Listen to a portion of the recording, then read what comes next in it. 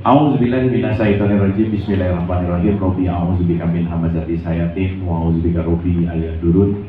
Rabbi shrahli sadri wa yassirli amri wahlul 'uqdatam min lisani yafqahu qawli. Assalamualaikum warahmatullahi wabarakatuh. Alhamdulillahirabbil alamin. Segala puja-puji milik Allah Subhanahu wa taala yang atas rahmat karunia kasih sayangnya. Alhamdulillah Ibu dan Bapak yang dirahmati oleh Allah, bahagia sekali pagi hari ini kita punya banyak momentum. Pertama, ulang tahunnya Pak Jarod gitu ya. Jadi birthday boy. Dan 46 tahun pernikahan Pak Jarod dan Ibu Ayu. 46 tahun aja nggak seumur saya Ibu Bapak ya. Untuk diketahui saya baru 27 Ibu Bapak ya. Jadi saya ngomong di usia 46 pernikahan, yang ngomongnya baru 27 tahun, sebenarnya nggak fair sih Ibu Bapak ya. Tapi alhamdulillah senantiasa sakinah gitu ya. Dan kesakinahan ini selalu kita sadari sebagai sebuah proses perjalanan gitu. Dan pagi hari ini saya rasa kita datang dengan gembira dan penuh kasih sayang, sesuai dengan namanya juga silah dan rahim gitu ya. Silah itu jalan, rahim itu kasih sayang. Jadi pertemuan kita di pagi hari ini adalah jalan untuk selalu menuju kepada kasih sayang. Salawat serta salam juga kita lupakan, kita sampaikan kepada seluruh nabi dan rasul, wabil khusus bagi besar kita Rasulullah Muhammad Shallallahu Alaihi Wasallam, kepada para sahabat-sahabatnya, tabiin, pemuka-pemuka agama, wali-wali Allah, pejuang-pejuang bangsa, dan senantiasa sampai kepada kita sampai akhir zaman. Amin, amin ya Allah. Ibu Bapak sehat? Ibu Bapak jawabannya kayak masih puasa ya. Sehat Ibu Bapak? Alhamdulillah.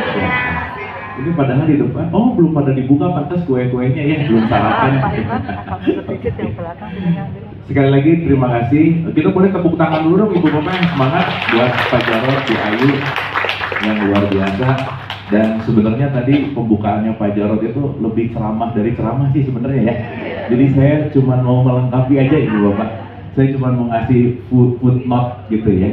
Karena apa yang beliau sampaikan tadi udah dalam banget sih sebetulnya gitu. Dan mudah-mudahan pagi hari ini kita bisa sama-sama belajar. Oke, saya selalu mengawali dengan disclaimer Ibu Bapak. Pertama, kalau tadi disebut Ustadz, Ibu Bapak saya tuh nggak Ustadz banget sih sebenarnya ya. Jadi saya tuh suka dituduh aja sih sebenarnya. Jadi saya pengen selalu mengedepankan spirit dalam setiap pembelajaran ini. Rumus dasarnya adalah semua guru, semua murid. Setuju?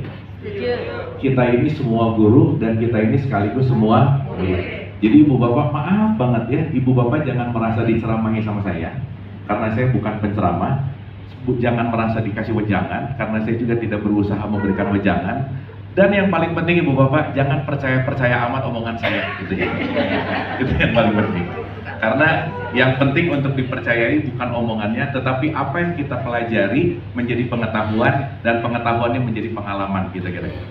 Karena saya tidak mencoba meyakinkan sesuatu, saya nggak ngajak kemana-mana, dan saya bukan pengen diikutin dan didengerin, bukan, tetapi saya di sini hanya sebagai murid yang lagi belajar sama-sama gitu kira-kira. Setuju Bu Pak? Sip ya? Jadi kalau saya punya program namanya 3 fakir Ibu Bapak, selalu mengawali di 3 fakir itu kalimatnya gini, nggak tahu apa-apa, nggak bisa apa-apa, dan bukan siapa-siapa gitu. Jadi Ibu Bapak lagi nggak dengerin orang yang nggak jelas sih sebenarnya ya. Udah nggak tahu apa-apa, nggak bisa apa-apa, bukan siapa-siapa lagi gitu kira-kira. Oke ya, sip, saya rasa itu disclaimer. Baik, Ibu Bapak yang dirahmati oleh Allah, saya tuh dikasih tema kesadaran udah aja. Ini gede, luas banget gitu ya. Saya nggak tahu mau ngomong kesadarannya yang mana, juga luas banget gitu kira-kira. Cuman tetap karena kita kaitannya hari ini ada hari lahir, hari ini juga kaitannya dengan pernikahan, dan tadi opening dari Pak Jarod itu keren banget berbicara tentang Isra Mi'raj gitu. Wah, ini bahasannya dalam banget gitu kira-kira. Nah, tetapi Ibu Bapak saya ingin mengawali dulu satu hal sederhana dulu gitulah kira-kira. Saya pengen mengawali, saya 13 tahun ini research. Untuk yang baru pertama kali Ibu Bapak kita mungkin sedikit kenalan. Saya tuh S1 Unpar Ibu Bapak, S2-nya MBA ITB, dan ini lagi ongoing proses bikin pradesertasi gitu. Dan alhamdulillah betul Pak Jarod lebih tahu CV saya ya. Jadi saya kemarin dapat rekor muri alhamdulillah di dialog positif gitu. Dan rekor muri itu karena tayangan ini adalah tayangan pendidikan yang 499 episode, 500 kurang 1 gitu. Yang alhamdulillah mungkin mudah-mudahan si podcast Dialog Positif ini menambah wawasan gitu ya, menambah warna dari pendidikan dan kesadaran gitu kira-kira. Nah jadi apa yang akan saya sampaikan ini nomor 1 based on fact, yang kedua sesuai dengan apa yang sedang terjadi, dan saya rasa ada hal yang penting untuk kita sadari gitu kira-kira. Oke. Ibu Bapak yang dirahmati Allah, saya mau mengawali dulu begini Bu Pak. Jadi kalau kita ngambil dari segi bicara dalam ini, kalau di filsafat itu disebut perennial question Bu Pak. Pertanyaan seumur hidup gitu. Jadi pertanyaan seumur hidup kita itu dalam studi ini ada 3 Bu Pak. Nomor 1, dari mana kita? Mau apa kita kesini? Dan mau kemana kita gitu. 1 apa Bu Pak? Yang kedua, mau apa dan mau ke? Saya mau nanya dulu, Ibu Bapak pernah mikirin 3 ini nggak kira-kira? Enggak. Oh enggak ya. Gitu ya. Karena cepat atau lambat pertanyaan ini dalam perspektif filsafat itu pasti ditanyakan gitu. Karena poinnya adalah saya itu dari mana sih? Karena kan di antara kita nggak ada yang minta untuk lahir di sini, betul nggak Bu Pak? Iya. Nggak ada yang request saya lahir dari ibu siapa. Ibu Bapak kalau saya bisa request, saya mending request lahir di rahim Ratu Inggris, betul nggak? Lahir langsung jadi calon raja, betul nggak? Enak banget gitu. Tapi saya nggak request rambutnya gimana, nggak request warna kulitnya gimana, dan seterusnya gitu kira-kira. Nah artinya kita akan menyadari dalam konteks kesadaran ini adalah nanti jadi konteksnya cuma ada 2 Bu. Ada hidup dan ada drama hidup. 1 apa Bu? Hidup, dan yang kedua Drama hidup. Jadi yang bikin ribet hidupnya atau drama hidupnya? Jadi Ibu Bapak termasuk yang hidup atau termasuk yang banyak drama? Yang Banyak. Saya seneng nih kalau audiensnya udah kaku-kaku gini tuh, saya seneng lah ya, gampang gitu ya. Soalnya kalau udah mulai sadar saya banyak dramanya, berarti siap untuk berubah gitu gitu. Oke, Ibu Bapak yang dirahmati Allah, saya ingin mengawali dengan statement innalillahi wa inna ilaihi raji'un. Nah, Ibu Bapak banyak banget orang yang mengucapkan innalillahi wa inna ilaihi raji'un, tetapi nggak pakai yang namanya kesadaran gitu Bu. Sip ya? Oke. Saya mau mengungkap satu fakta dulu Bu Pak, karena mungkin ini berkaitan dengan apa field yang sedang saya research selama ini Bu Pak. Ibu Bapak tahu bahwa Indonesia ini negara orang Islamnya banyak, betul? Meskipun data kemarin bahwa kita disusul oleh Pakistan lah gitu kira-kira. Jadi kalau kita bicara jumlah orang Islam banyak ada di Indonesia. Ibu Bapak tahu bahwa di Indonesia adalah masjid paling banyak. Paling banyak tuh se-bumi raya ini masjid paling banyak di Indonesia. Dan penyumbang kuota haji, umroh itu juga paling banyak. Nah, jadi kalau ngomongin Indonesia itu Islam banget, betul nggak Bu Pak? Yes. Pertanyaan saya. Ketika kita berbicara dalam fundamental innalillahi wa inna ilaihi raji'un dalam perspektif Islam, karena kalau tadi kita bicara tentang ayat bil ayat itu kaitannya ke Quran itu sangat melekat dengan tradisi yang namanya Islam. Meskipun kalau kita mengacu kepada Quran itu sendiri, di surat 45 ayat 20 itu ada kata-kata hadza baso irulin nas. Jadi Quran itu didesain untuk manusia. Untuk apa? Manusia. Untuk siapa? Manusia. Berarti Quran ini pedoman untuk orang Islam atau untuk manusia? Manusia. Nah, berarti siapapun manusia bisa mengambil Quran sebagai pedomannya? Iya. Kalau gitu sekarang saya tanya, Ibu Bapak ini orang atau manusia? Manusia. Ibu Bapak gini ya, dengerin dulu. Ada 4 tipikal manusia. 4 tipikal dalam riset saya. 1, ini kita pakai bahasa yang gampang aja ya Bu Pak ya. Nggak usah pakai bahasa kuliah, nggak usah lah ya. Pakai bahasa yang simpel aja. Tipikal nomor 1, tipikal manusia nomor 1 itu namanya manusia dengan tipikal asbun Bu. Apa Bu? Asal bunyi. Coba kita cek dulu Ibu Bapak supaya pulang ke sini ada parameter indikator ya. Ibu Bapak ini termasuk orang yang ngomong dulu baru mikir atau mikir dulu baru ngomong, yang mana yang lebih banyak? Ngomong dulu baru. Nah, itu namanya asbun gitu. Dan tipikal asbun kalau habis ditanya langsung ngomong, jawab gitu. Nah, itu pasti asbun aja. Dan Ibu Bapak perlu diketahui, sesuatu yang kita bunyikan 95% nggak kita sadari. Oke? 95% nggak kita sadari. Saya kasih contoh. Ibu Bapak tipikal orang yang sering berpikir nggak? Nah, pokoknya kalau langsung jawab, dengerin dulu pertanyaannya. dengerin dulu. Nanti kita ngerti kenapa Quran selalu banyak sekali kata-kata la'alakum ta'qilun. Surat 12 ayat 2 misalnya.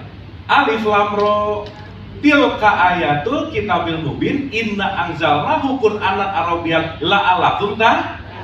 Ih, takakun mah buat puasa, tak kiluan udah. Nah, ini asbun tuh gini nih kira-kira. Pokoknya kalau ada la'alakum takakun gitu bukan. Enggak selalu. Kalau la'alakum terakhirnya belum tentu. Ibu Bapak tolong ini ingat baik-baik, nanti di tempat lain jangan sampai udah kencang salah lagi gitu ya. Karena kebiasaan. Ibu Bapak, sorry to say, nanti pada kesadaran tertinggi, pelajaran hidup kita itu cuma satu, merubah kebiasaan. Titik. Siapapun orang yang tidak merubah kebiasaannya, nggak akan merubah kualitas hidupnya, nggak mungkin. Karena kenapa? Kita bisa lama sekali dalam kurun waktu umur hidup kita melakukan dengan kebiasaan yang sama gitu kira-kira. Sampai sini oke? Jadi la'alakum apa tadi? Ta'qilun. Nah, udah lumayan gak asbun sekarang kamu. Nah, Quran tuh bilang Alif lam ro tilka ayatul kitabil mubin. Ini nih, tilka ayatul, ayat-ayat ini disebutkan dalam konteks Arabia. Nanti kita bahas Arabian itu apa. Tetapi konteks terakhirnya ta'qilun, supaya kamu paham. Supaya kamu apa? Paham. Sekarang saya tanya, berarti paham itu penting menggunakan akal nggak? Penting. Menggunakan akal. Berarti kalau sekarang saya melakukan sesuatu tidak menggunakan akal, lagi sadar nggak kira-kira? Enggak. Maka level paling rendah asbun, nomor 2 berpengetahuan, yang ketiga paham, nomor 4 sadar. Jadi paling tinggi itu, ini kita lagi ngomongin level paling tinggi gitu kira-kira. Contoh. Ibu Bapak sekarang lagi bangun atau lagi sadar? Berarti orang yang bangun belum tentu sadar. Karena orang yang bangun kalau hanya melakukan kebiasaan, dia belum tentu sadar. Ya, jadi Ibu Bapak kita penting untuk ngerti dulu. Kalau gitu saya balik ke pertanyaan awal. Ibu Bapak termasuk orang yang sering berpikir nggak? Nah, udah bagus, diam dulu. Bagus. Berarti ada sesuatu yang direnungkan, betul nggak? Iya. Tapi jangan kelamaan, kalau kelamaan bingung gitu.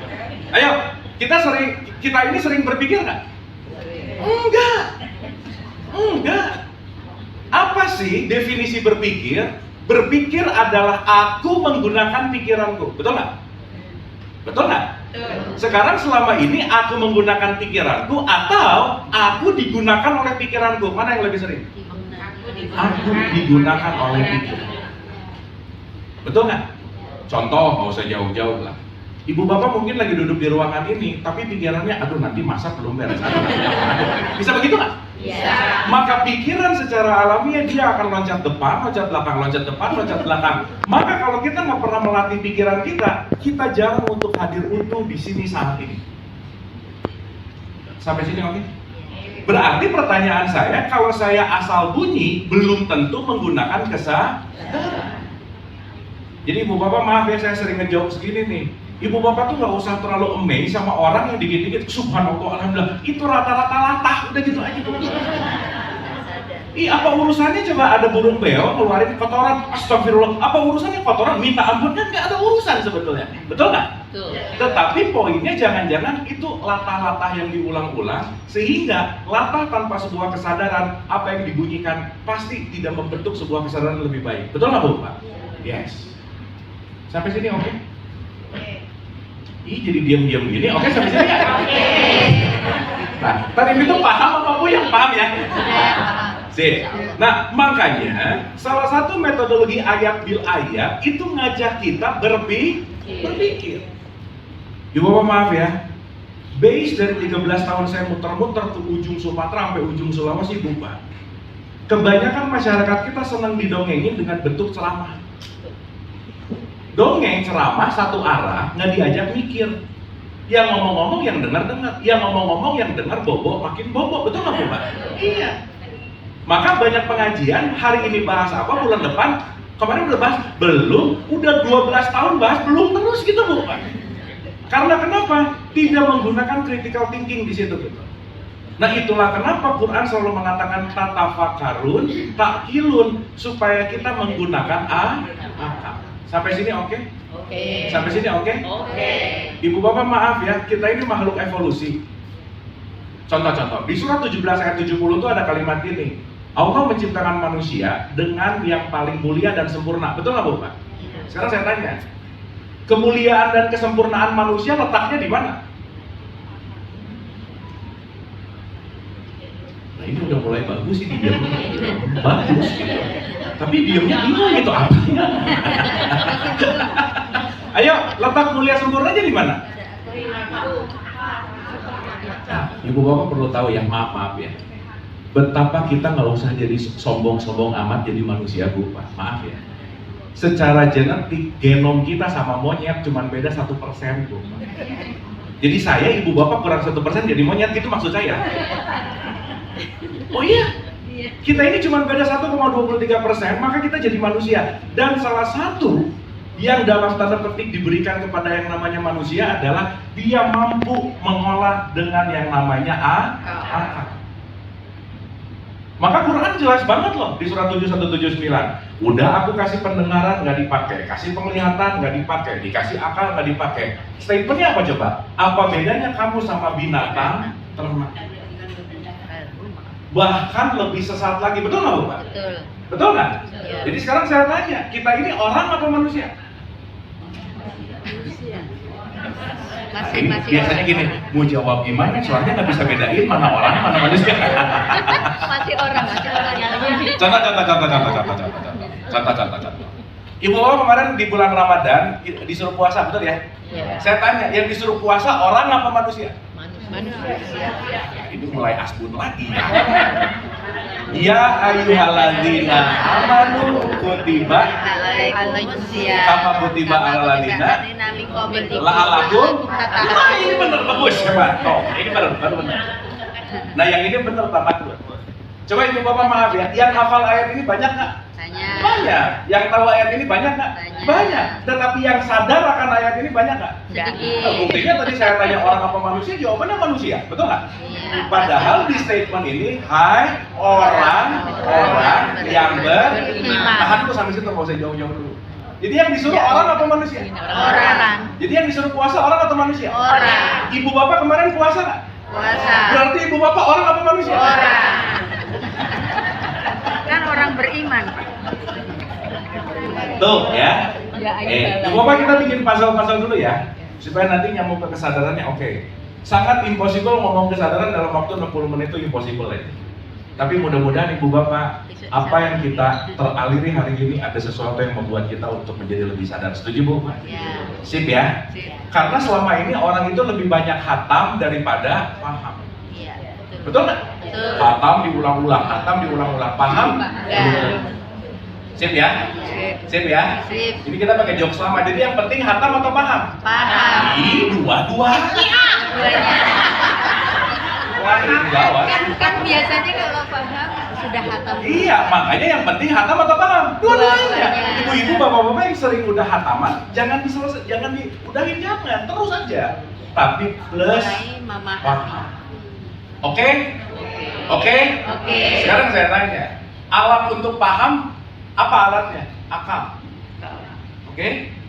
Fungsi akal yang paling mendasar itu untuk membedakan. Selesai. Kita bisa membedakan, makanya nanti Quran disebut furqan. Orang yang bisa membedakan berarti orang yang menggunakan akal.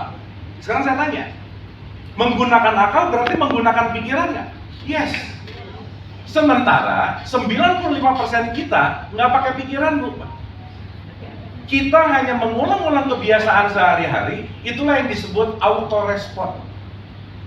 Ibu bapak sadari aja, setiap hari dari bangun tidur ke tidur lagi, itu cuma kegiatan yang nggak jauh beda sama hari kemarin, minggu kemarin, tahun kemarin. Mikirnya sama, perasaannya sama, emosinya sama, betul nggak Bu? Yes.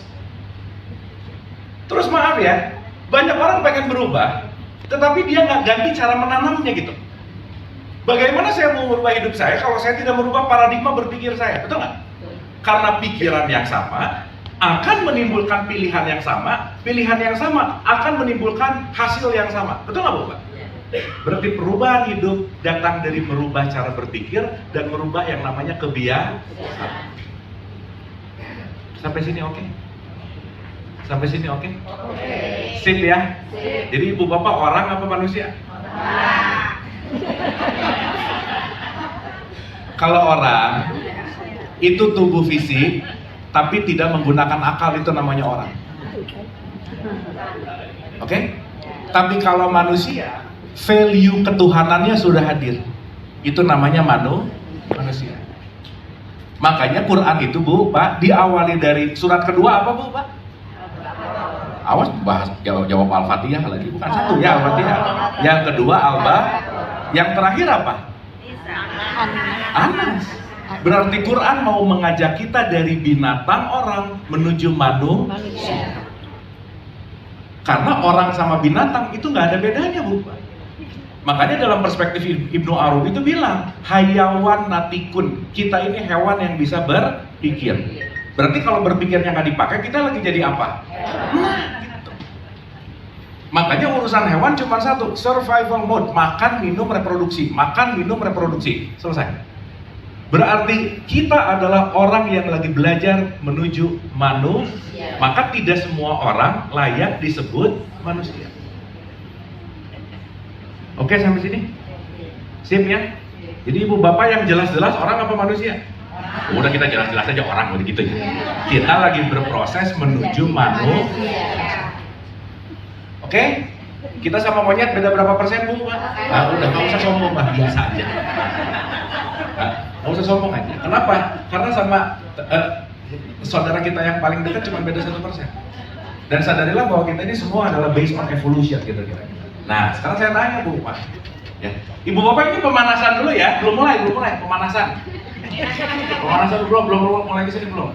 Warming up dulu gitu. Supaya frekuensi paradigma berpikirnya kita kalibrasi dulu. Nah, sekarang saya tanya. Semua orang yang KTP-nya Islam di bulan Ramadan kemarin disuruh puasa nggak?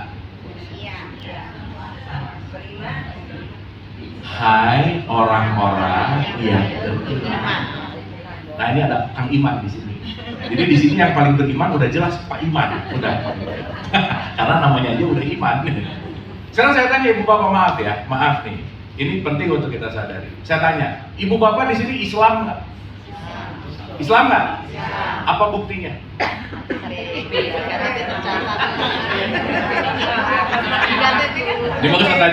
Sholat 5. Saya mau nanya maaf ya, bisa nggak orang yang apapun nggak jelas, dia datang ke masjid, dia ikut-ikut gini-ginian, bisa nggak?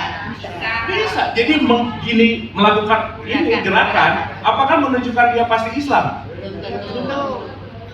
Betul nggak?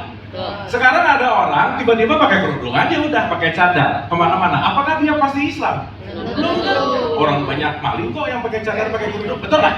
Iya. Betul nggak Bapak? Nah sekarang saya tanya, pembuktian kita Islam ini apa? Melaksanakan perintah. Jadi diam begini. Oh lagi mikir bagus.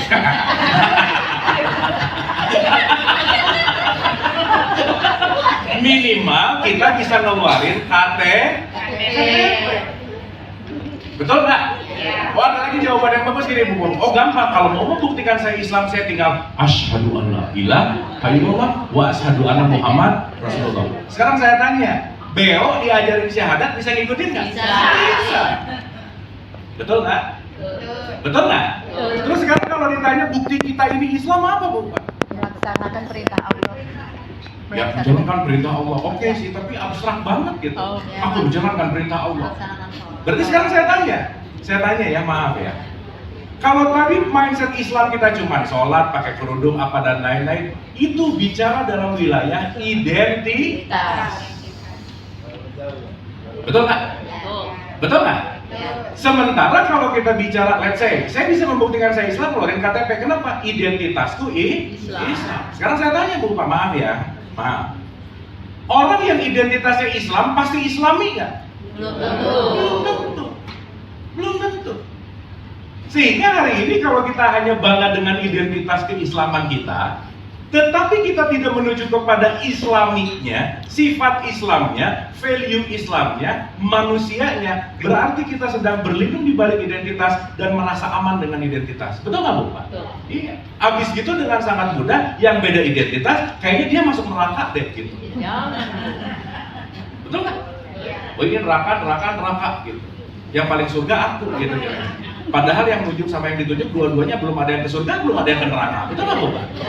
Sehingga yang penting untuk kita sadari adalah kesadaran apapun konteksnya, sadar bahwa aku ini dalam wilayah identitas atau value atau nilai. Contoh ya. Tahun 2010 Ibu Bapak, 2010 nih. Dua orang profesor di Washington University yang jurnal saya ambil untuk saya penelitian. Ini saya sering banget ngomongin ini, saya ulang dan saya mau kasih satu update yang menggembirakan. Jadi di tahun 2010, 208 negara di dunia diteliti, Indonesia negara paling Islami ranking ke 140, Bu. Ranking ke berapa? 140. Dari berapa negara? 208 negara. Dan saya nanya kemana-mana kalau nanya nomor satunya mana, pasti jawabannya rata-rata Arab. No, Arab rankingnya 91. Dan dari 2010 sampai 2021 yang menempati ranking nomor 1 negara paling Islami justru New Zealand. 2022, 2023 kemarin disusul sama Denmark. Tapi bersyukur Ibu Bapak, Indonesia dari 140 naik ke ranking 64. Tangan dong Bu. Dari nol itu tangannya.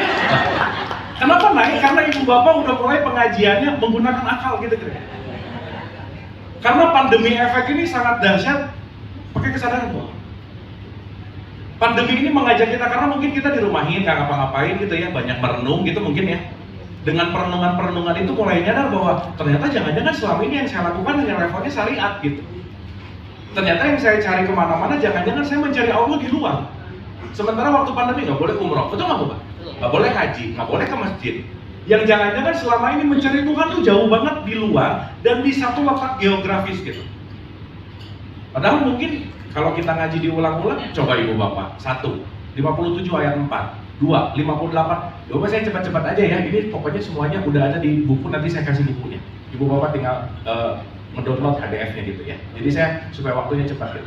57 ayat 4 Al-Hadid, 58 ayat 7 Mujadilah, surat Al-Baqarah 186, surat 50 ayat 16. Semua mau mengatakan bahwa aku adalah dekat. Betul nggak Bu Pak? Iya. Betul nggak? Sekarang saya tanya, kalau Allah dekat, perlu jarak nggak? Hah? Ragu-ragu. Kalau Allah dekat, perlu jarak nggak? Tapi selama ini banyak orang ngomong gini ya, kita serahkan segala sesuatu kepada yang di Atas. yang mana yang di atas? Cicak. Betul nggak? Seakan-akan dia ada di mana, kita ada di. Padahal Quran selalu ngomong-ngomong, dan apabila hamba-hambaku bertanya tentang aku, jawablah aku Qorib. Betul nggak? Jadi sekarang saya tanya, pemisah antara kita dengan Allah apa Bu Pak?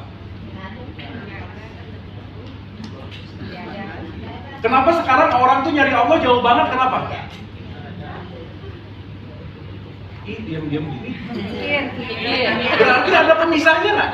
Iya, seolah Ada pemisahnya nggak? Ada. Contoh. Jarak saya sama jarak ibu-ibu yang di tribun utama di tengah, ini jauh atau dekat? Dekat. Dekat. Sama yang lebih di luar? Jauh. Jauh. Berarti kalau kita melihat secara geografis, saya ke situ dekat, saya ke sana jauh, betul nggak? Nah, kita ngomong lebih ekstrim lagi, Ibu Bapak. Lebih ekstrim lagi. Ada suami dan istri. Wah, Pak Jarod sama Bu Ayu tuh udah 46 tahun, Bu Pak. Luar biasa. Tapi Bu Bapak, sorry to say, seberapapun lama usia pernikahan, kita nggak akan benar-benar kenal pasangan kita. Udah gitu aja, Bu Pak. Fix. Karena semuanya bertumbuh. Gitu. Makanya, kalau hidup ini adalah sekolah. Pernikahan adalah universitas kehidupan, sekolah tinggi kehidupan. Di mana di dalamnya adalah konteksnya adalah dinamis. Maka Ibu Bapak maaf ya, kalau anak-anak Gen Z sekarang tuh ngomongin tentang jodoh Bu. Jadi saya mau menggarisbawahi, dalam hidup itu nggak pernah ada jodohku, nggak ada. Nggak ada. Maka sekarang yang banyak terjadi, sebelum nikah ngomong, kayaknya kita jodoh deh. 3 tahun nikah, kayaknya kita kurang jodoh deh. Betul nggak Bu? Berarti yang namanya jodoh bukan satu kali klik, no, jodoh itu present continuous. Makanya di surat undangan nih Ibu Bapak, di situ ada kata-kata litas kunu ilaih. Sakinah itu prosesnya adalah present continuous. Sakinah itu bukan sekali, bukan, tetapi terus-menerus. Maka tidak pernah ada jodoh dalam hidup, yang ada selalu menjodohkan. Jadi dahsyat nggak? Bu Ayu sama Pak Jarod 46 tahun selalu menjodohkan tiap hari, luar biasa. 46 tahun. Kalau tadi kata Mas Aan ya, ini mau masuk ke Ruby, bentar lagi pernikahan emas. Ibu Bapak siap-siap 4 tahun lagi kita ketemu di pernikahan emas gitu ya. Gitu ya. Gitu. Alhamdulillah. Ini ngomongin jodoh langsung senyum-senyum gini sih gitu ya, gimana ya? Balik dulu ya, balik dulu. Nanti kita ke situ. Oke, nah sekarang kita balik Bu. Maaf ya. Sorry to say. Once kita tidak menyadari Islam ini sebagai sebuah kesadaran, saya mau ngambil contoh lagi tadi. Suami istri duduk di kamar sebelahan. Segini nih jaraknya. Dekat nggak? Tapi suami nge-WhatsApp siapa, si istri nge-WhatsApp siapa? Bisa begitu nggak? Bisa. Berarti jarak yang dekat ini karena WhatsApp siapa dan WhatsApp siapa jadi jauh. Berarti jarak yang dekat bisa menjauhkan dan jarak yang jauh bisa mendekatkan. Tergantung apa? WhatsApp, bukan WhatsAppnya, bukan. bukan. Tergantung WhatsApp, bukan. Tergantung kesadaran. Betul nggak? Iya. Contoh, Ibu Bapak maaf ya. Kalau Ibu Bapak sekarang fokusnya atensinya ke saya, di belakang Ibu Bapak ada dinosaurus gede, Ibu Bapak nggak akan notice itu ada dinosaurus, betul nggak? Yes. Maka kalau nanti kita berbicara Allahun Nur, Allah adalah nur, Allah adalah cahaya, Allah adalah energi, bahwa kita semua adalah makhluk energi, kita semua adalah percikannya, dan bahwa setiap energi itu berkaitan dengan kesadaran, maka kemana kesadaran Ibu Bapak pergi, energi akan mengalir ke situ. So maksud saya adalah sadari Bu Pak bahwa kita ini memiliki energi yang terbatas, dan lihatlah energi seperti melihat uang. Dan Ibu Bapak, saya kita semua belajar untuk menginvestasikan energi. Kira-kira kalau investasi itu nggak terlalu menguntungkan, jangan dikeluarin energi untuk itu. Contoh, Ibu Bapak kalau mau marah mikir dulu nggak?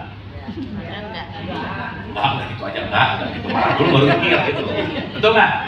Nah, berarti kalau pakai kesadaran, apapun yang saya mau lakukan, mulai mengurangi yang namanya auto respon. Oke? Begitu mau marah, Ibu Bapak diam dulu, mikir dulu. Kalau saya marah, saya mengeluarkan energi ke level marah ini. Ibu Bapak mikir lagi, kira-kira nguntungin nggak? Kalau nggak nguntungin, Ibu Bapak nggak usah marah, udah gitu aja. Betul nggak? Ya. Nggak semua di sosial media harus dikomen. Kalau nggak nguntungin, buat apa? Buang energi ke tempat yang tidak menguntungkan, yang rugi diri kita sendiri. Betul nggak? Sekarang saya tanya, Ibu Bapak ngeluarin energi dalam harian, banyak sadar, banyak nggak sadar? Makanya perlu yang namanya kesadaran. Sampai sini oke? Oke. Sampai sini oke? Oke. Nah, berarti kalau kita udah mulai ngerti stepnya, kesadarannya, baru kita mulai Bu. Sip ya? Sip. Udah mulai warming up, udah mulai anget-anget Bu. Nah, saya mau mulainya dari sini Bu Pak. Maaf ya. Saya selalu pengen menggaungkan fakta ini supaya kita sama-sama mikir. Karena Ibu Bapak, mau nggak mau, suka nggak suka, kita hidup bersosialisasi, betul nggak? Maka kalau bersosialisasi, kita akan selalu berkaitan sama society. Jadi maksud saya, jangan pintar sendirian, jangan sadar sendirian, jangan kaya sendirian. Karena kenapa? Kita output manusia yang paling tinggi adalah bukan masalah ritualnya, bukan masalah syariatnya, udah haji atau belum, puasanya tamat atau enggak, tapi outputnya adalah apa kontribusi kita kepada masyarakat, itu yang paling penting. Oke? Karena pada akhirnya visi utamanya adalah rahmatan lil. Oke, saya komain dulu Bu Pak, supaya kita mulai awake. Ya. Ibu Bapak yang dirahmati oleh Allah, Indonesia alhamdulillah dari 140 naik ke 64 sekarang. Ya. Supaya kita nggak terlalu bangga dengan identitasnya, tapi lupa kualitasnya. Ternyata maaf ya, kuantitas banyak, tapi ya, nggak terlalu berkualitas amat sih ternyata. Contoh. Adalah netizen yang paling tidak beradab se-Asia Pasifik. Cuitan-cuitannya, komenan-komenannya, dalam tanda petik nggak sopan. Mayoritas orang apa di kita? Islam. Berarti mayoritas yang berkomen orang apa? Islam. Tetapi outputnya beradab atau enggak? Tidak. Berarti dia berhenti di dalam konteks identitas. Aduh ibu bapak kalau ngomongin ini sedih sih. Tingkat literasi masyarakat kita itu di bawah banget bu. Makanya hari ini orang baca-baca amat juga enggak, langsung forward aja. Nggak tahu isinya apa. Makanya hoax cepat apa namanya menyebar nggak? Karena nggak pernah baca, nggak tahu isi, nggak ngerti konteks gitu. Ibu bapak maaf ya, kita tahu bahwa tidak buta huruf itu bagus, tapi berbahaya kalau buta makna. Betul nggak? Ya. Makanya kenapa pembelajaran kita di PQ itu selalu nomor satu membaca, mempelajari, memahami, betul nggak? Tadarus itu kan bukan baca cepat-cepat, bukan, tetapi mempelajari supaya jadi paham. Dan jangan lupa Bu, Pak, ketika kita membaca ayat itu artinya tanda. Apa Bu, Pak? Tanda. Berarti kalau kita membaca ayat penting untuk bisa membaca tanda kan? Penting. Penting ya? Penting. Contoh, nggak usah jauh-jauh. Kalau ada tulisan P dicoret, tanda bukan? Tanda. Ayat bukan? Ayat. Bukan. Ulangi dulu. Ayat itu artinya tanda. Tanda. Oh iya. Tanda itu artinya ayat. Berarti kalau kita pandai membaca ayat, pandai membaca tanda, ngelihat P dicoret, artinya apa? Dilarang parkir. Berarti kalau ada nggak orang udah jelas-jelas P dicoret, tapi parkir ada nggak? Ya jangan banyak lah, nggak enak, ada aja. Dan nggak ada di sini sih nggak ada. Berarti orang ini mampu membaca tanda nggak? Padahal sering pengajian. Hah? Berarti kalau ada P dicoret, dia parkir, mampu membaca tanda nggak? Enggak, dia nggak ngerti maksud P dicoret itu bahwa dia nggak boleh parkir. Betul nggak Bapak? Sehingga sudah jelas-jelas, jangan buang sampah. Buang. Karena mindsetnya yang penting saya rajin sholat, rajin puasa, buang sampah sembarangan nggak apa-apa gitu. Padahal ketika ada jangan buang sampah, ini ayat juga nggak kira-kira? Ayat. Sip ya? Oke ya? Berarti pemaknaan penting nggak Bu Pak? Pemahaman penting nggak? Nah itulah kenapa Ibu Bapak literasi kita itu rendah banget Bu. Padahal orang Islamnya banyak di sini gitu. Aduh Ibu Bapak ini yang paling menyedihkan sih. Mudah-mudahan kita bisa bergotong royong, kita bisa kerjasama untuk meningkatkan yang paling terakhir ini. Ibu Bapak maaf ya, fakta. Suka nggak suka, mau nggak mau. Masyarakat Indonesia itu punya IQ rata-rata 78,4. 78,4. Which is mau menuju 75, 70 itu udah mau dekat-dekat idiot Bu. Dalam tanda petik. Artinya kualitas intelektualnya itu dalam tanda petik secara umum itu levelnya cuma 78 gitu. Maka critical thinking susah masuk, dan yang paling cepat masuk di sini adalah sesuatu yang hoax, sesuatu yang dongeng, diceritain pakai figur otoritas, main percaya aja gitu Bu. Tapi tidak menggunakan critical thinkingnya gitu kira-kira. Sip ya? Berarti kesadaran ada kaitannya sama critical thinking nggak? Iya dong. Makanya kenapa diulang-ulang? Yuk mempelajari sesuatu yang paling terpenting adalah kita masuk kepada level yang namanya paham. Setuju Bu, Pak? Sip ya? Clear ya? Nah jadi maksud saya di pertemuan kita yang singkat ini, semoga Bu, Pak, yuk pulang dari sini kita mulai menelaah nih. Setidaknya kita mulai tahu bahwa kebiasaan apa nih yang selama ini penting untuk saya rubah. Karena kalau tidak memulai dari kebiasaan, Bu, Pak, kita nggak akan bisa merubah apapun loh. Karena kesadaran itu terjadi ketika kita mulai sadar memisahkan antara autorespon sesuatu yang diulang-ulang karena kebiasaan digantikan dengan sebuah yang namanya kesadaran. Contoh. Dua Bu, Pak. Satu, kita melakukan atas dasar kebiasaan Oke? Yang kedua, atas dasar kesadaran. Nomor satu, kebiasaan datang dari mana? Dogma dan doktrin dan tradisi. Itu nomor satu. Makanya ibu bapak penting banget mau ngapa-ngapain ditanya dulu why, kenapa, untuk apa. Contoh. Ibu bapak dalam tradisi Islam sholat wajib nggak? Jelas, no question. Tetapi di level 1 sama level 2, esensi wajibnya jadi beda, Bu. Contoh. Ibu bapak maaf ya, kalau orang sholat gara-gara wajibnya harus, berarti dia harus sholat, berarti kalau harus ditekan oleh sesuatu yang membuat dia mengharuskan sholat, betul nggak Bu? Yes. Tapi beda nggak? Orang udah melihat sholat ini bukan wajib secara harus, tetapi saya perlu sholat. Sadar. Itu sah. Ibu bapak kemarin puasa, harus puasa atau perlu puasa? Yang mana? Wajib. Yang benar. Hah? Kemarin Ramadan kemarin, ibu bapak menjalankan puasa dengan keharusan atau dengan keperluan? Yang mana? Kok dua-duanya? Keharusan. Gini aja, gini. Ibu bapak kemarin kan kita lebaran ya, 1 Syawal. Saya mau nanya ibu bapak jawab sejujur-jujurnya. Waktu ibu bapak terakhir puasa, besoknya mau lebaran, ibu bapak happy banget nggak? Happy. Berarti kalau ibu bapak besoknya happy mau lebaran, berarti ibu bapak gak betah waktu Ramadan udah gitu. Kalau enggak ngaku ya. Bener nggak? Berarti pengen cepet-cepet udahan Ramadan ya, bener nggak? Berarti nggak betah di Ramadan ya, bener nggak? Abis gitu sebelum hari rayanya, aku sedih meninggalkan Ramadan, teriak banget lah pokoknya. Sedih-sedih orang besoknya happy kok gitu. Bener nggak ini?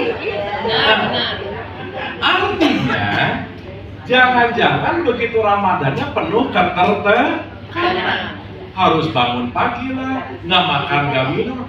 Ibu bapak kita jujur-jujuran lah. Ibu bapak milih mana sih? Makan diatur kayak bulan Ramadan atau makan bebas kayak gini yang mana? Bebas. Udah gitu sih jawabannya. Betul kan? Sehingga poin yang paling penting ibu bapak, yuk apapun konteks yang kita lakukan, tolong diulang, dirubah, diregulasi. Jangan-jangan selama ini kita ngerjainnya cuma otomatis lagi, nggak ada redesigning thinking namanya. Sholat ya gitu-gitu aja. Contoh. Ibu bapak lawan kata sadar apa ya? Iya, nggak sadar. Nanti saya nanya lawan kata kanan apa? Nggak kanan. Lawan kata sadar namanya mabuk. Betul nggak? Berarti kalau saya lagi sadar, lawannya kalau enggak saya lagi mabuk. Ini ibu bapak lagi dengerin orang yang sadar, orang yang mabuk, yang mana? Makanya hati-hati dengerin orang ngomong gitu ya. Perlu kesadaran. Contoh. Sholat itu jembatan atau titik sampai? Beda-beda ya. Sholat itu jembatan atau titik sampai? Titik sampai. Jembatan. Ya udah kalau nggak titik sampai jembatan lah gitu. Ya saya cerdas itu jawabannya. Pokoknya kalau nggak titik sampai jembatan. Ibu bapak maaf ya, kalau yang namanya jembatan itu hanya sesuatu yang mau dilalui, mau nyampe ke sini. Sekarang saya tanya, hidup ini jembatan atau titik sampai? Jembatan. Menurut perspektif ilahi roh. Ibu bapak kita ini lagi outbound sebentar, lagi keluar rumah sebentar, mau pulang ke rumah sejati. Maka disarankan ibu bapak nggak usah betah-betah amat di sini sih. Kalau kebetahan di sini semua pengen punya, pengen nambah, pengen punya, pengen nambah. Jadi melekat nggak? Iya. Lupa kalau di sini cuma outbound sebentar, kita mau pulang. Makanya saya selalu mengulang-ulang, jangan terlalu sibuk mencari sesuatu yang nggak bisa dibawa pulang gitu. Yang akhirnya kita salah ngumpulin, at the end of the day, oh ini ternyata saya banyak ngumpulin bukan bekal buat pulang ya, bekal buat tetap di sini, melekat di sini gitu. Maka salah satu yang membuat kesadaran itu sulit untuk bangkit karena adanya kemelekatan. Betul nggak Bu? Nah, esensi dari pernikahan bukan esensinya saling memiliki, bukan. Tetapi saling memberikan kebebasan, dalam tanda petik saling bertumbuh gitu kira-kira. Maka konteks belajar kita dalam pernikahan justru belajar untuk melepaskan kemelekatan. Ibu bapak maaf ya, beda tipis antara mencintai dan melekat itu beda tipis. Simpel bedanya gini aja. Kalau gini misalnya, aku ingin kamu membuat aku bahagia. Oh itu bukan cinta namanya. Itu pasti pakai kategori gitu.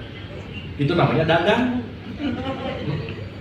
Tetapi konteksnya kalau melepaskan kemelekatan, biarlah dia tumbuh sesuai dengan benihnya, karena yang sejati secara alamiah, semua kita adalah benih yang tumbuh sesuai dengan benihnya, gitu kira-kira. Betul nggak Bapak? Sementara nanti kita ngerti bahwa salah satu PR terbesar dalam hidup ini namanya adalah kemelekatan. Oke ya? Sip? Sip. Ih, dia begini, oke Bapak? Sip, sip, sip. Sip ya? Dapat ya? Ya. Jadi maksud saya, semua hidup ini intinya belajar untuk lepas lekat. Karena ibu bapak maaf banget. Kita datang ke sini hanya sebagai tamu. Ya kalau analogi kecilnya ibu bapak, hotel kita datang ke hotel jadi tamu hotel nggak? Ya. Berarti semua yang ada di hotel ini hak guna pakai nggak? Ya awas hati-hati karena mau dibawa pulang, ini dibawa pulang, jangan. Ini punyanya hotel, kita boleh pakai, tapi nggak boleh dibawa pulang. Betul nggak? Berarti hidup ini urusannya bukan hubungan kepemilikan, bukan. Jadi ibu bapak maaf ya, agak aneh kalau ada orang ngomong hari ini, aku kehilangan apa, orang nggak pernah punya apa-apa. Betul nggak? Sehingga yang membuat sulit kehidupan kita adalah rasa memiliki. Karena kita nggak pernah memiliki apapun. Setuju? Jadi sholat itu jembatan atau titik sampai? Ini kalau udah dikasih contoh apa masih salah jawabannya ya. Ini kayaknya waktunya makan tumpeng gitu. Jembatan. Titik sampainya apa? Surga. Surga. Jauh banget sih, lu abstrak lagi. Ih, titik sampai sholat apa? Ya, gini. Kan di Quran ketemu Allah gitu ya. Gini. Di Quran itu ada di surat Al-Ankabut 29 ayat 45 Bapak. Simpel ya. Ada kalimat gini. Utslu ma'u hiya ilaika minal kitab wa aqimi sholat. Inna sholata tanha 'anil fahsya'i wal munkar. Satu dulu aja. Bacalah Quran dan dirikanlah sholat. Jadi nomor satu baca, kenapa? Supaya adalah pengetahuan. Sekarang saya tanya, kita sholat pakai pengetahuan atau pakai ketakutan yang mana? Takut ah, udah. Kalau nggak takut sama ibu bapaknya, takut masuk neraka, betul nggak? Ibu bapak tahu ciri-ciri orang yang kalau sholatnya takut, tahu ciri-cirinya? Nih ciri-cirinya, begitu. Allahu Akbar, rakaat 2, rakaat 3, udah. Kalau orang udah begitu, udah pasti sholatnya nggak khusyuk, udah pasti dia didorong di dalam alam bawah sadarnya, pasti ada ketakutan. Makanya nggak fokus. Betul nggak? Allahu Akbar, jadi ingat kunci, ingat masakan, ingat belanja. Yang harusnya sholat itu titik fokus, melepaskan eksternal, menuju kepada internal, tapi justru sholat kita malah mengingat sesuatu yang kita nggak ingat sebelumnya. Betul nggak Bapak? Berarti jangan-jangan kita melakukan dari dogma dan doktrin didorong oleh ketakutan. Oke? Kalau didorong oleh ketakutan, orang sekarang ya, kalau kira-kira nggak bagus-bagus amat kondisinya, kamu tuh kenapa sih hidupnya gitu-gitu aja? Jawabannya sih, kayaknya kamu kurang ibadah deh. Jadi, ibadahnya tidak menggunakan pengetahuan, karena hanya menggunakan dogma dan dogma. Mudah-mudahan begitu kita dengar ini, kita tidak mengulangi itu di anak cucu kita. Karena sebisa mungkin kita kan lebih baik. Di surat 4 ayat 9, takutlah kamu kalau anak generasi berikutnya lemah yang namanya perbaikan gitu kira-kira. Jadi ibu bapak, perbaikan dimulai dari luar atau dari dalam? Dari dalam. Sip ya? Clear ya? Jadi kalau gitu, inna sholata tanha 'anil fahsya, kamu punya pengetahuan dan kamu dirikanlah sholat, agar pengetahuan dan sholatmu membuat kejinya. Betul nggak? Berarti parameter indikator sholat itu kejinya dan munkarnya turun. Ibu bapak maaf ya, orang taat belum tentu menghambakan diri, belum tentu. Orang yang religius belum tentu punya moral yang bagus, Bu, belum tentu. Gak bisa kita melihat kesolehan orang gara-gara rajin ke masjid, itu belum tentu loh. Karena boleh jadi dia rajin ke masjid, mau nyolong sendal, bisa nggak Bu? Bisa. Betul nggak? Karena outputnya bukan dalam hanya konteks wilayah ritual, tetapi esensi dari ritual itu. Sip ya. Contoh. Berarti semua sesuatu kalau dilakukan dengan kesadaran, nanti puncaknya cuma mau nyampe ke 3 poin aja, Bu. Tapi saya mau bicara dulu dari sholat ini sedikit nih. Ini nanti berlaku buat puasa, umroh, haji. Ya maaf ya, muliakan identitas tuh nggak ada, Bu. Makanya Quran selalu mengatakan inna akramakum indallahi atqakum. Yang paling mulia adalah orang yang paling takwa. Nggak ada. Yang paling mulia adalah orang yang rajin umroh. Nggak ada, Bu.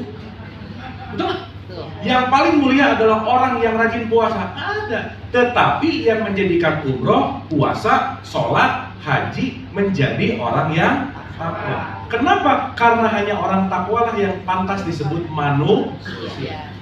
So, ibu bapak saya mau nanya, kalau ketemu orang baru, ibu nanya, bapak manusia mana atau bapak orang mana? Yang mana? Orang Nggak ditanya manusianya. Karena yang ditanya adalah identity. Tapi manusia adalah penyatuan kita semua, melepaskan keorangan kita. Kita menuju kepada manusia. Jadi ibu bapak maaf ya, saya kasih gambaran sederhana ya. Yang layak disebut manusia adalah yang memiliki sifat Allah yang welas asih. Titik. Jadi kalau kita jauh dari welas asih, nggak usah ngomong aku manusia, udah. Berarti harus mewakili sifat Allah, Mak? Harus mewakili sifat Allah, Mak? Iya, sifat Allah di surat 6 ayat 12 adalah welas asih. Jadi ibu bapak maaf ya, itulah kenapa nomor 1 bukan Tuhan yang Maha Esa, tapi ketuhanan yang Maha Esa. Sok, saya mau nanya, kenapa pakai ke di depannya, Bu? Ini suka upacara nggak ya? Suka upacara? Suka baca Pancasila nggak? Sila 1 apa? Saya mau nanya, kenapa kok bukan Tuhan yang Maha Esa? Kenapa ketuhanan yang Maha Esa? Kenapa?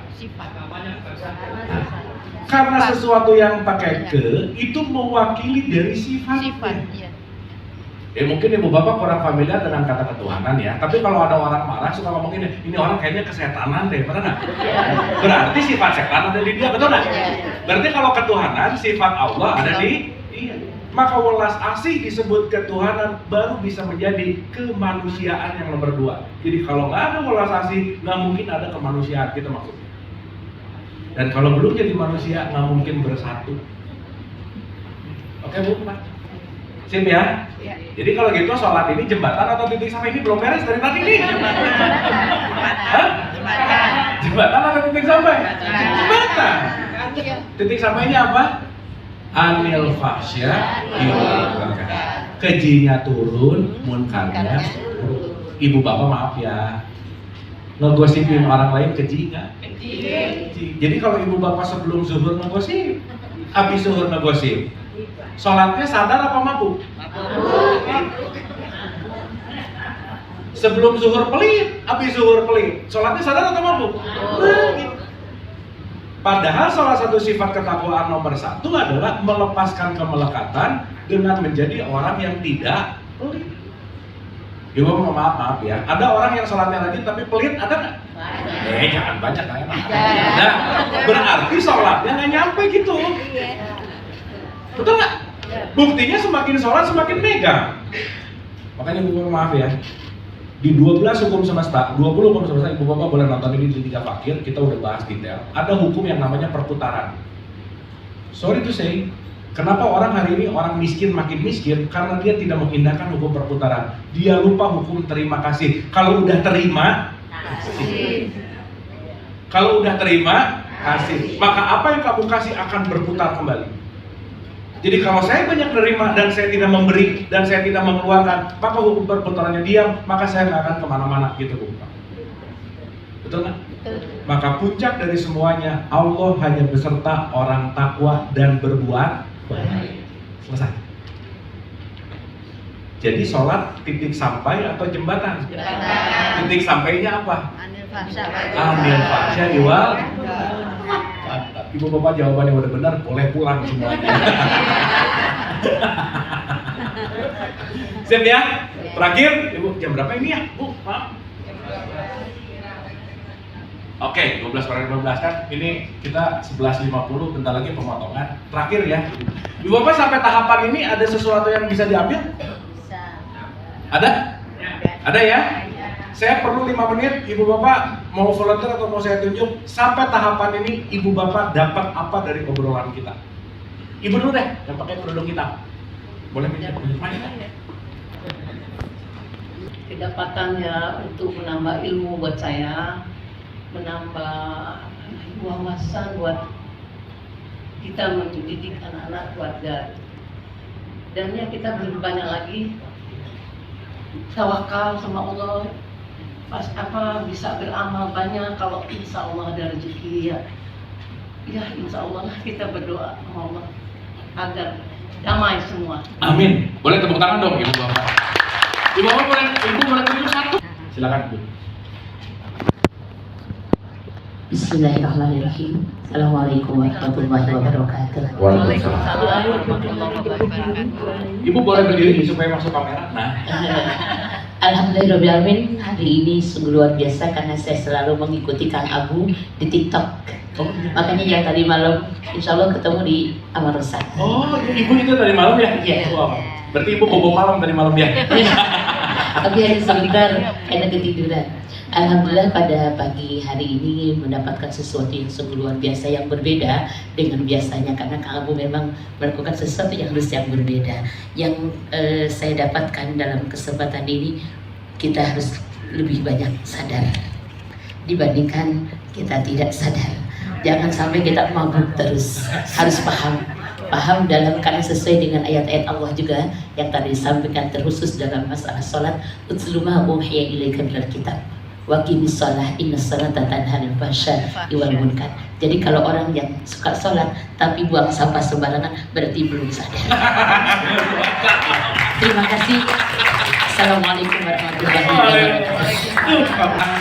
Pertemuan singkat ini ada sesuatu Ibu Bapak, tapi yang terpenting Ibu Bapak keep awake, bangunlah. Kalau bisa pause dulu sebelum ngapa-ngapain. Ibu Bapak jangan lupa ya, rumus utama untuk kita sadar adalah sering mencet tombol pause dalam diri.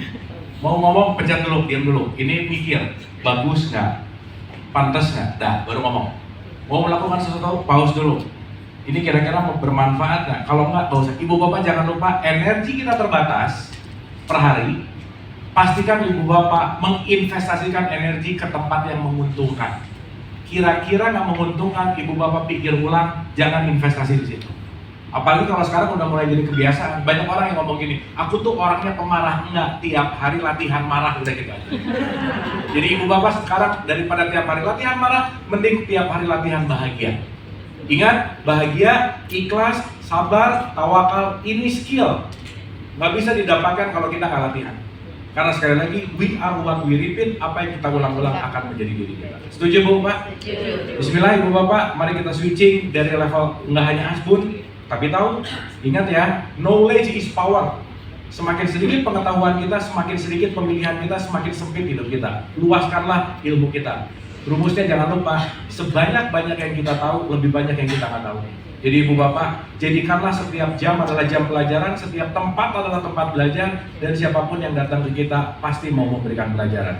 Karena ini semua adalah tukang posnya semesta yang pasti akan membawa pesan. Sehingga kita jadi paham, dan insya Allah kita akan masuk kepada orang-orang yang terus berlatih yang namanya kesadaran. Setuju Bu, Pak? Setuju. Terima kasih, saya rasa itu. Jangan lupa pesan takwa, satu, jangan pelit Bu, Pak. Ya. Nah, indikator parameter suksesnya sholat puasa kita mengurangi tingkat pelit, semakin dermawan Bu, Pak. Yang kedua, kontrol emosi. Dan yang paling penting Ibu Bapak, yuk latih terus-menerus untuk memaafkan kesalahan orang lain.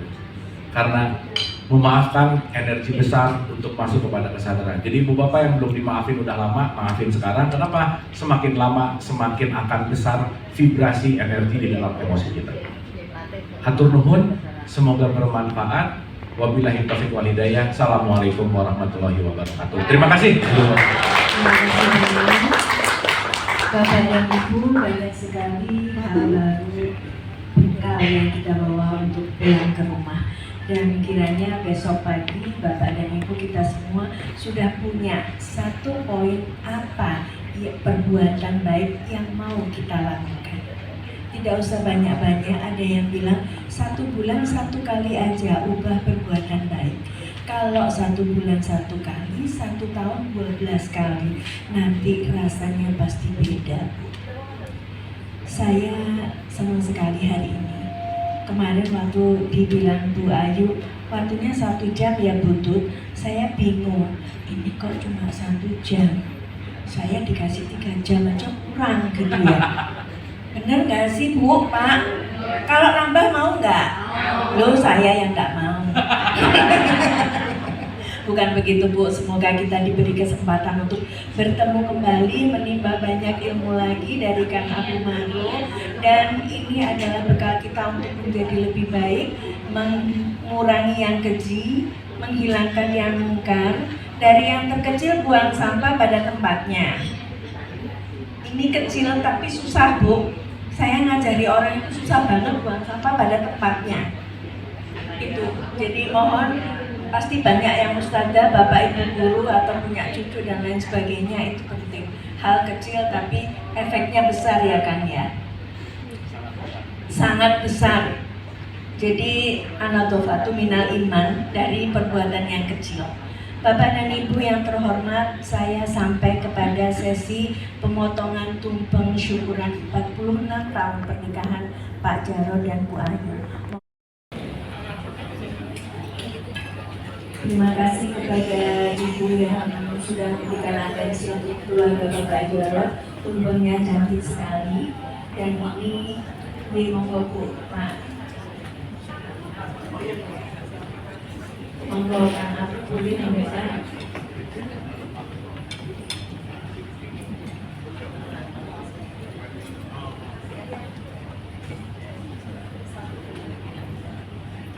Pak Jarod yang motong tumpeng, yang memberi kajian sayur dan lauk pauknya Bu Jarod. Jadi merajut kasih bersamamu adalah anugerah terindah. Yang memberikan. Mau dikasih ke siapa tumpengnya Pak Jarod? Oh, dikasihnya ke Kang Abu, Pak Jarod dan Bu Jarod. Terima kasih untuk waktu yang menyenangkan ini. Terima kasih sekali.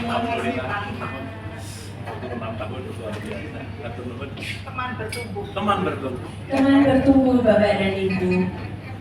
Jadi pasal kehidupan ini akan masih terus kita lalui sampai nanti selesai.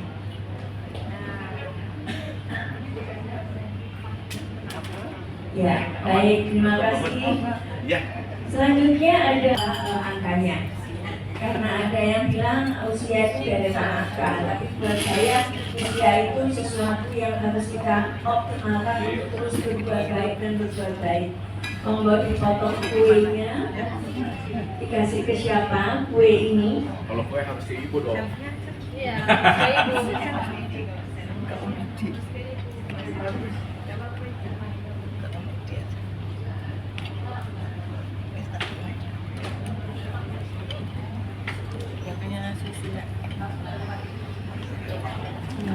Kan bukan berarti dapat tuntut tidak boleh ngambilin saya ya. Potongan kue untuk cinta kasih dari seorang kakak diberikan kepada adiknya. Semoga kasih sayang, kerukunan, kebahagiaan senantiasa menyertai. Baik, terima kasih. Ada Kang Abu Maro untuk berkenan memimpin doa. Bapak dan Ibu, kami persilakan untuk kembali ke tempat. Pak Jarod dan keluarga mungkin masih. Dan Bapak terima kasih.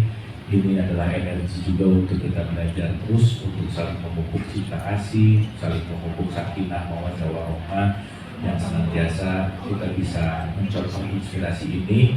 Dan Pak Jarod dan Bu Ayu mengajarkan kita dengan memberikan energi kasih sayang yang luar biasa, dan senantiasa diberikan kekuatan cinta kasih dari Allah, dan dimudahkan dan diberikan kekuatan serta selalu diridhoi oleh Allah Subhanahu wa taala. Al-Hadiyah Al-Fatihah. A'udzubillahi minasyaitonir rajim. Bismillahirrahmanirrahim. Alhamdulillahirabbil alamin. Arrahmanir rahim. Maliki yaumiddin. Iyyaka na'budu wa iyyaka nasta'in. Ihdinas siratal mustaqim. Shiratal ladzina an'amta 'alaihim ghairil maghdubi 'alaihim. Allahumma hudikum wali walidayya wa rahmatullahi wa barakatuh. Rabbana atina fid dunya hasanah wa fil akhirati hasanah wa qina adzabannar wa akhirna jannata ma'al abrar. Ya Aziz ya Ghaffar ya Rabbal alamin. Subhana rabbika rabbil izzati amma yasifun wa salamun alal mursalin walhamdulillahi rabbil alamin. Amin, amin ya Allah ya Rabbal alamin. Ibu dan bapak sehat selalu, berbahagia selalu. Wabillahi taufiq wal hidayah. Assalamualaikum warahmatullahi wabarakatuh. Apabila selama kami memandu acara ada hal-hal yang kurang berkenan, satu hal yang tidak pernah saya lupa dari Kang Abu Marlu adalah beliau selalu men-stressing hubungan orang tua dan anak. Birrul walidain itu selalu di-stressing sama beliau. Kalau Bapak dan Ibu pernah mengikuti podcastnya beliau yang tentang ibadah haji, kenapa kita putarnya ke kiri, kemudian Hajar Aswad itu bentuknya seperti apa, disitulah esensi haji yang sebenarnya. Bagaimana orang tua dan anak itu relationnya sedekat itu, dan ridho Allah adalah ridhonya orang tua. Tidak ada yang selalu saya ingat. Jadi ketika saya mengajar pun itu yang saya stressing. Hal kecil tapi itu akan selalu bertumbuh menjadi sesuatu yang akan menggerakkan semesta untuk menjadi lebih baik lagi. Mohon maaf apabila ada yang kurang berkenan, kata-kata atau sikap saya yang kurang berkenan. Saya mengucapkan terima kasih atas segala atensi, doa baik, kebahagiaan dan energi positif yang senantiasa diberikan untuk Pak Jarod dan Bu Jarod serta keluarga. Bapak dan Ibu, perkenankan saya undur diri. Bapak dan Ibu silakan untuk menikmati hidangan yang sudah disediakan. Terima kasih banyak. Sampai ketemu di energi positif berikutnya. Terima kasih. Wassalamualaikum warahmatullahi wabarakatuh.